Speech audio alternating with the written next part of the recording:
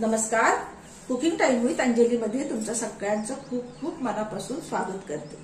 तर आज आपण झटपट म्हणजे आज बनते आपल्या घरी इथे मटकीची भाजी बनवते, पण खूप असं साधी सोपी. आता मी मुलीकडे आहे माझ्या, त्याच्यामुळे इथे सगळ्या भांड्यांचा आता थोडी कमी पडतात, त्याच्यामुळे आपल्याला ऍडजस्ट करूनच सगळ्या गोष्टी कराव्या लागतात. तर पहिल्यांदा इथे बघा कढई तापत ठेवली आहे.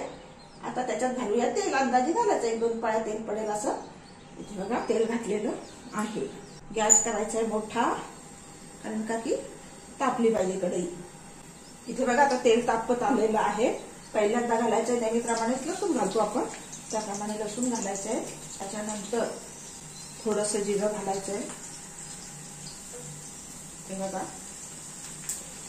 आता कांदा थोडासा असा मोठा मोठा चिरून घ्यायचा आहे, म्हणजे छान भाजी खाताना लागतो चांगला कांदा. आता आपण इथे सगळं घालून घेतो. पहिल्यांदा घालते मीठ, चवीप्रमाणे मीठ घालूया बघा. त्याच्यानंतर हिंग घातले आणि हळद. आता कांदा काही जास्त लाल वगैरे असा काढून दिलेला नाही, तुम्ही बघताच असं लाल करत बसते का, ते हे होईपर्यंत तो कांदा जसा मला पाहिजे तसा शिजणार आहे तो. त्याच्यानंतर घालतोय आपण आपला मिक्स मसाला. आपल्याला किती तिखट पाहिजे त्याप्रमाणे करायचं. पण तरी भाज्या मला तर असं वाटते की खूप झणझणीत भाज्या पेक्षा मिडियम जी भाजी आपण बनवतो त्याला खूप छान टेस्ट येते. आणि विशेष म्हणजे त्या भाजीची टेस्ट आपल्याला कळते की आपण कुठली भाजी बनवली. प्रत्येक भाजीला ही टेस्ट वेगळी आहे, हो की नाही.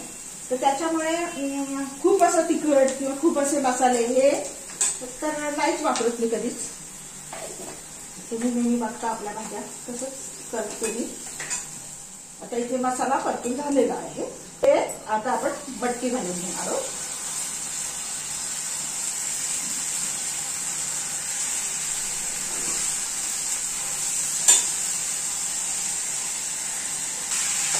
बटाटा पण घालून घ्यायचा आपल्याला, दोन्ही बरोबर घालायचे. सुकी भाजी बनवणार आहोत आपण ही. इथे बघा बटाटे पण घालते, भाजी वाढते पण आणि छान लागतो बटाटा खायला भाजीतला.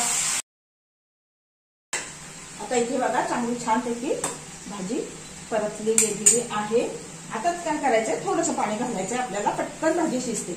आणि का लक्षात, एकदम वाफेवर शिजत राहिलं तर वेळ घेते भाजी शिजायला. थोडंसं पाणी घ्यायचं आणि नंतर ते आटूनच जातं. परत एकदा गॅस फास्ट करून ते आपल्याला काय करतो चांगलं मिक्स करून घ्यायचंय. इथे बघताय तुम्ही किती पाणी टाकलं, हे पाणी जाणार आहे.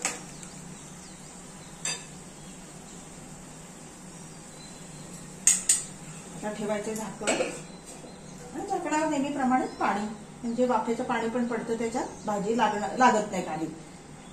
तर आता आपण काय करणार आहोत, 15 मिनिटं तर आरामात भाजी शिजायला कुठली कडधान्य लागतं, त्याच्यामुळे मध्ये मध्ये आपण हलवून घ्यायचंय आणि त्याच्यानंतर भाजी आपली तयार होणार. कारण का की सगळं आपण त्याच्यात आता घातलेलं आहे, बाकी काही घालायचं शिल्लक ठेवलेलं नाही. त्याच्यामुळे आता आपण 15 मिनिटांनी बघूया. हे बघा आता आपण बघतो, एक 10 मिनिटं 10-12 मिनिटं झाली आहे.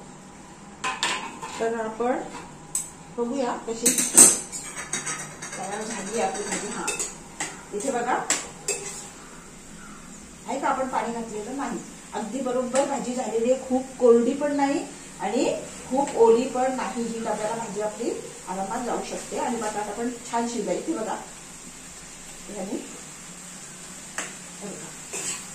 बटाटा शिजलाय, मटकी पण छान शिजलेली आहे.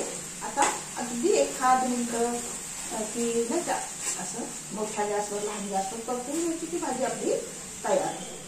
इथे बघता तुम्ही आपली मटकी आणि बटाट्याची भाजी तयार झाली. फक्त कांदा आणि आपल्या मसाल्यात बनवलेली भाजी आहे, बाकी काहीच साहित्य नाहीये, तरी ही भाजी खूप छान होते.